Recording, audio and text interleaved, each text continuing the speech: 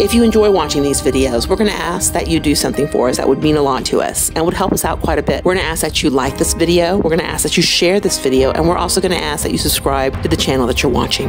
The events that took place on the day live on in many ways. For some, it was the first-hand memories. They were there, they saw it, or they received a phone call from a loved one, and they were listening to it on the radio. They can remember and they can tell you exactly where they were and what they were doing when they received the news of that day. For me, well, my generation, we experienced that infamous day by our older family members telling us. Our grandparents, uncles, aunts, parents. For me, my father was there. He saw the president in that parade. He went to Crozier Tech High School, and after he saw him, he walked back to class, along with other classmates. By the time they reached their school, the news had already broken out. President Kennedy had been shot. They didn't believe them. They had just seen him moments before, alive and well. For others, you have experienced this day through thousands and even millions of articles, books, and films created. However you experience this day, we all carry with us a profound feeling of the events that occurred on that November day here in Dallas, Texas. President John F. Kennedy was assassinated on November 22nd of 1963 at 12:30 p.m. while he was riding in a motorcade in downtown during a campaign visit. 3 shots rang out as President Kennedy's motorcade turned past the Texas School Board Depository at Dealey Plaza. There were thousands in the crowd lining the streets. The driver of the President Lincoln limousine raced to nearby Parkland Hospital, but after being shot in the neck and head, President Kennedy was pronounced dead at 1 p.m. President Kennedy was only 46 years old. By 2:15 p.m., Lee Harvey Oswald, a new employee at the book depository, was arrested for President Kennedy's assassination. So arrested for the fatal 1:15 p.m. shooting of Dallas policeman J.D. Tippit. 2 days later, on November 24th of 1963, Lee Harvey Oswald would be murdered by a famous local nightclub owner and police informant, Jack Ruby, at point-blank range. This assassination was seen by thousands and millions on live TV. The footage you will see in this video are the events that occurred in Dallas, Texas on November of 1963, and some even from a year later. Not known for sure, but it is believed that President Kennedy has been shot. This was one of the first broadcast reports. From then on, the coverage was nonstop. There is Lee Oswald. He's been shot. He's been shot. Nearly every element of the story was recorded, but some of that film was lost in the pandemonium of the moment. And they swiped it as thieves. When the National Press Secretary broke the official news of JFK's death at Parkland Hospital, there was only one sound camera in the room. President John F. Kennedy died at approximately 1 o'clock Central Standard Time today here in Dallas. I was right in his face with the camera. But Welch did not see his historic film until a year later, when it surfaced on the network anniversary special. It disappeared. Some of Darnell's footage is still missing. Within hours of the assassination, the NBC5 cameraman returned to Love Field to retrieve his news car. He sees JFK's casket and starts filming. As the hearse pulled up and they all got out, Jackie and Lyndon and all of them. But as he shuts off his camera, It got confiscated. This deputy police chief walked up and says, "Let me have that. It's sacrilegious." Fortunately, I was probably 15 to 20 feet away from the president when it happened. Tell us exactly what you saw, sir. He was coming down the street, and my 5-year-old boy and myself were by ourselves on the grass there on Palmer Street, and I asked Joe to wave to him, and Joe waved, and I waved, and the man, that's all right, sir. You waved. As he was waving back, the shot rang out, and he slumped down in the seat, and his wife reached up toward him, and as he was slumping down, the second shot went off, and it just knocked him down from the seat. Two shots. Did you see the man who did this? No, sir, I did not see the man who did it. All I did was look in the man's face when he was shot there and saw that expression on his face and grabbed himself and slide. And the second one, whenever it went, why, I'm positive it had hit him. I hope it didn't, but I'm positive it had hit him, and he went all the way down in the car. Then they speeded up, and I didn't know what was going on, so I just grabbed the boy and fell on him in hopes that there wasn't a maniac around. I'm very sorry. I can't help you more, but I won't forget. No one has forgotten. Today, in the shadow of the Texas School Book Depository building, the people of Dallas paid tribute to the late President John F. Kennedy, fatally shot just a few hundred feet from Dealey Plaza, wondering if all this really happened and why. Not all the people are from Dallas. Many are from other cities, other states, even other countries. Many come to offer prayers, perhaps for the late president's widow and children. As the clock atop the depository building flashes 1 in the afternoon, the time of Mr. Kennedy's death, most movement in the crowd stops.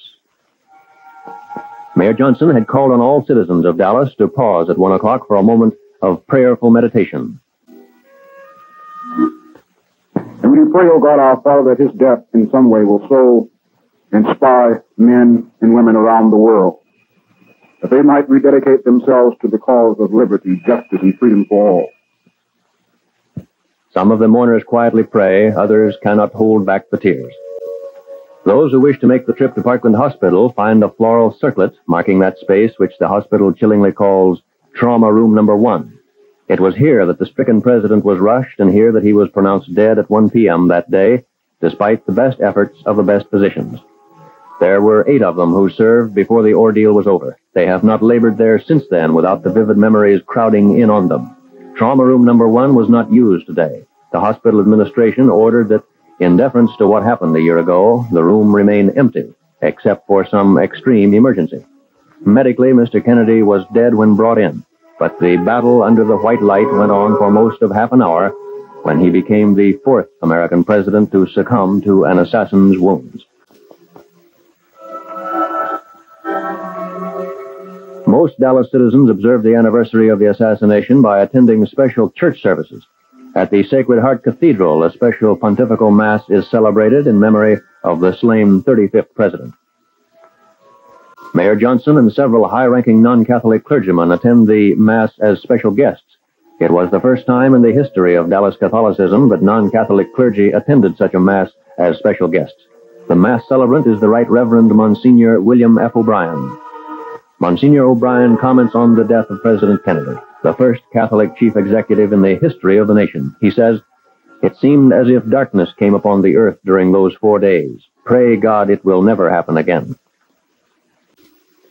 Across the street from Dealey Plaza is the county jail where Jack Ruby, most famous prisoner in the U.S. and perhaps the world, has been confined since November 24th when he shot and killed accused assassin Lee Harvey Oswald.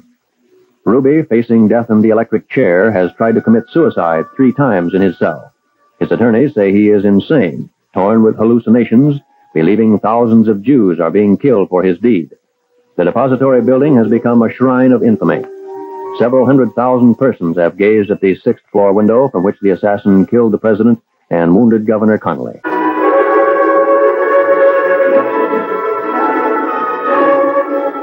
As Oswald came out, he was asked, "Did you shoot the president?" or something along those lines. And at that hour, at that moment, at that instant, sometime about 11:15 in Dallas, someone walked up to Oswald at point-blank range, fired into his stomach. An ambulance now is coming here.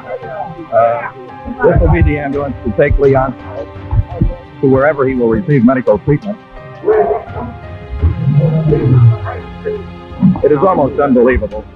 It's almost unbelievable. This is the back end of the ambulance.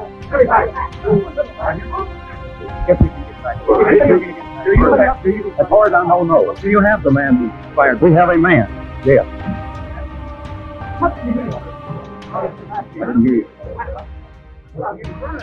The back of the ambulance has been opened.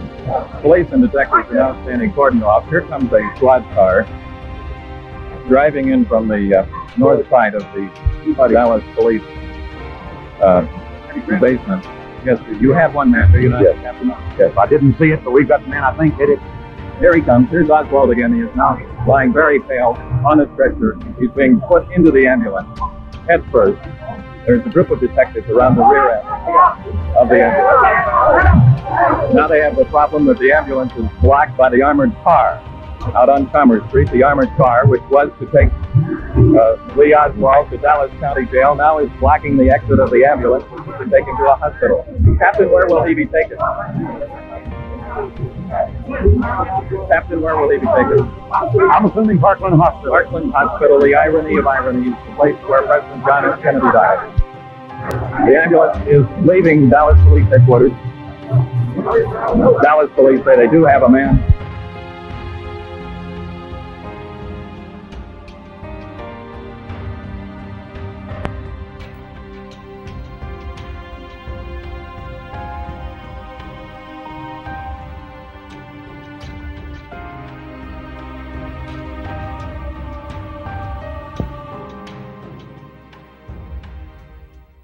My God, they're going to kill us all.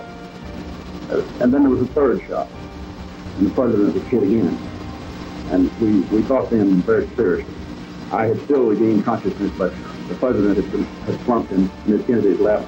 And when he was hit the second time, she said, or the first time, it all happened in such a brief span, she said, oh my God, they've killed my husband. Jack. And